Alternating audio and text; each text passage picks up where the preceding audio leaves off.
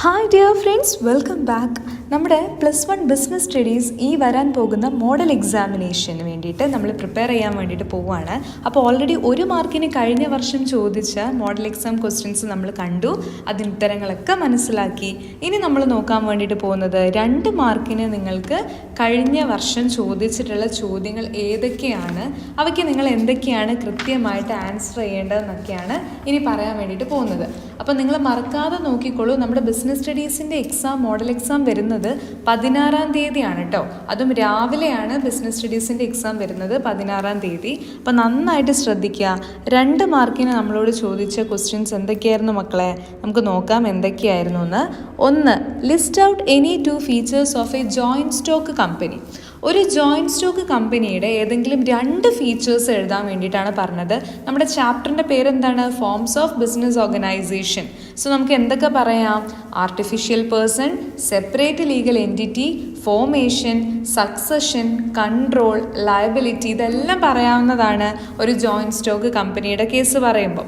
So joint stock കമ്പനിയുടെ features നിങ്ങൾ പഠിക്കണമെന്ന് പറയുന്നത് ഇമ്പോർട്ടൻ്റ് ആണെന്ന് മനസ്സിലാക്കുക. Chapter number 2 forms of business organisation.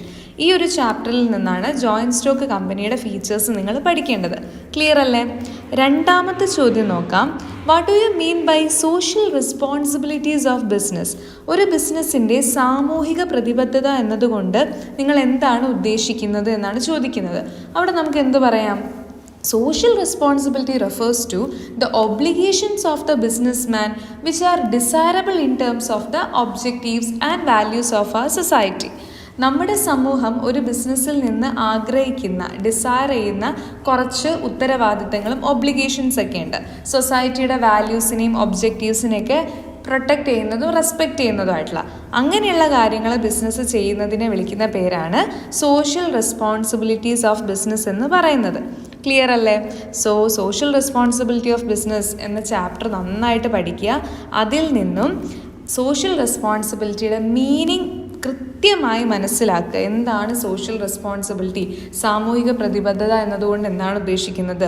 ഒരു ബിസിനസ് സമൂഹത്തിന് ചെയ്തു കൊടുക്കേണ്ട ഒബ്ലിഗേഷൻസ്, റെസ്പോൺസിബിലിറ്റീസ് എന്തൊക്കെയാണ് എന്നൊക്കെ നന്നായിട്ട് പഠിച്ചോളാം. അത് ഇമ്പോർട്ടൻ്റ് ആണെന്ന് മനസ്സിലാക്കാം. അടുത്ത ചോദ്യം, ഹൂ ഈസ് എ പ്രൊമോട്ടർ?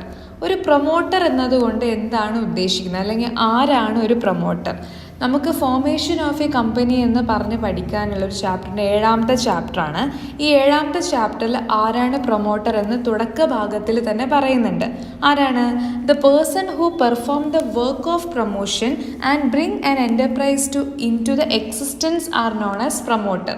അതായത് ഒരു ബിസിനസ്സിൻ്റെ എല്ലാ തരത്തിലുമുള്ള ആശയങ്ങൾ ഉൾക്കൊള്ളുകയും ആ ഒരു ബിസിനസ്സിനെ കൃത്യമായി അതിൻ്റെ എല്ലാ വർക്കുകളും പെർഫോം ചെയ്യുകയും പ്രൊമോട്ട് ചെയ്യുന്നതുമായിട്ടുള്ള ആ ഒരു ബിസിനസ്സിനെ എക്സിസ്റ്റൻസിലോട്ട് കൊണ്ടുവരുന്ന, റിയാലിറ്റിയിലോട്ട് ആ എൻ്റർപ്രൈസിനെ കൊണ്ടുവരുന്ന ആളാണ് ആര്?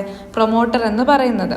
So a promoter is an entrepreneur of a businessman who gives birth to a business organisation and a promoter may be an individual, firm or a company. Actually ഒരു പ്രൊമോട്ടർ എന്ന് പറയുന്നത് ആ ഒരു ബിസിനസ്സിൻ്റെ ഉടമസ്ഥ, അല്ലെങ്കിൽ ബിസിനസ് മാൻ, ഓൺട്രപ്രണർ എന്നൊക്കെ നമുക്ക് പറയാൻ വേണ്ടിയിട്ട് സാധിക്കും. അത് വേണമെങ്കിൽ ഒരു വ്യക്തിയാകാം, അല്ലെങ്കിൽ ഒരു കമ്പനിയാകാം, അല്ലെങ്കിൽ ഒരു ഫേം ആകാം. ഓക്കെ, കൃത്യമായി പറയുകയാണെങ്കിൽ ആ ഒരു ബിസിനസ്സിൻ്റെ ആശയം മുഴുവനായി ഉൾക്കൊണ്ട് ആ ഐഡിയയെ റിയാലിറ്റിയിലോട്ട് കൊണ്ടുവരുന്ന ആളാണ് ആര്? പ്രൊമോട്ടർ എന്ന് പറയുന്നത്. So formation of A company എന്ന ഭാഗത്തിൽ പ്രൊമോട്ടറുടെ മീനിങ് നിങ്ങൾ കൃത്യമായി പഠിച്ചു വെച്ചോളാം. ഇമ്പോർട്ടൻ്റ് ആയിട്ടുള്ള ക്വസ്റ്റ്യൻ ആണ്. അടുത്ത ചോദ്യം, briefly explain the term retained earnings.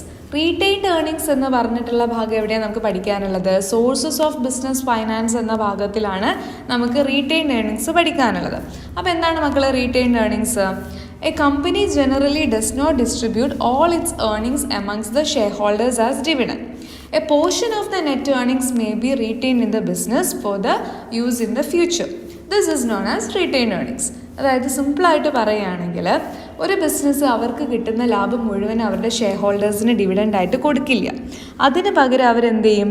കുറച്ച് പണം ഫ്യൂച്ചറിൽ അവരുടെ ആവശ്യങ്ങൾക്ക് വേണ്ടിയിട്ട് ബിസിനസ്സിൽ തന്നെ സൂക്ഷിച്ചു വയ്ക്കും, റീറ്റെയിൻ ചെയ്യും.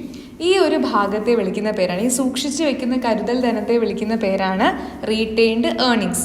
It is A source of internal financing or self financing or ploughing back of profit. അപ്പോൾ ഇതിനെ വിളിക്കുന്ന, ഈ റീറ്റെയിൻഡ് ഏർണിങ്സിനെ വിളിക്കുന്ന മറ്റ് പേരുകളാണ് എന്ത്?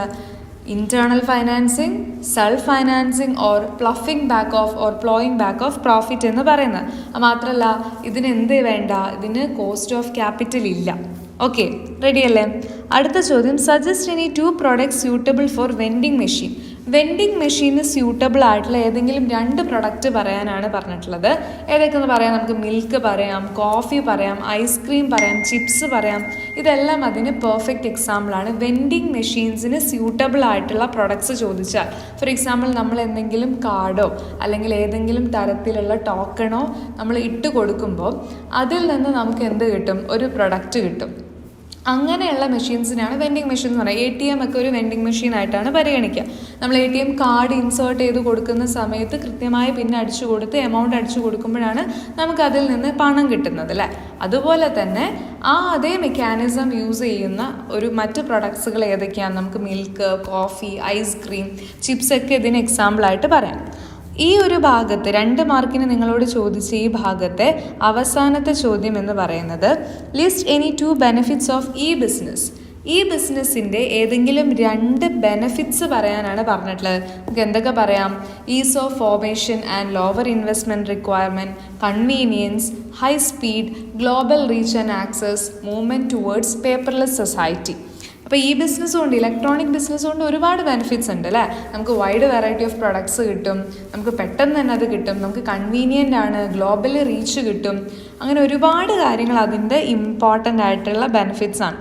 സോ മക്കളെ, ഇതൊക്കെയായിരുന്നു നമ്മുടെ കഴിഞ്ഞ മോഡൽ എക്സാമിന് 2023 ഫെബ്രുവരിയിൽ ചോദിച്ചിട്ടുള്ള മോഡൽ എക്സാമിന് നിങ്ങൾക്ക് വന്നിട്ടുള്ള ചോദ്യങ്ങൾ. അപ്പോൾ ഇതേ തരത്തിലുള്ള ചോദ്യങ്ങൾ റിപ്പീറ്റ് ചെയ്യാനുള്ള സാധ്യതയുണ്ട്. ഈ ഭാഗങ്ങളെല്ലാം നിങ്ങൾ നന്നായി പഠിക്കേണ്ടതായിട്ടുണ്ട്.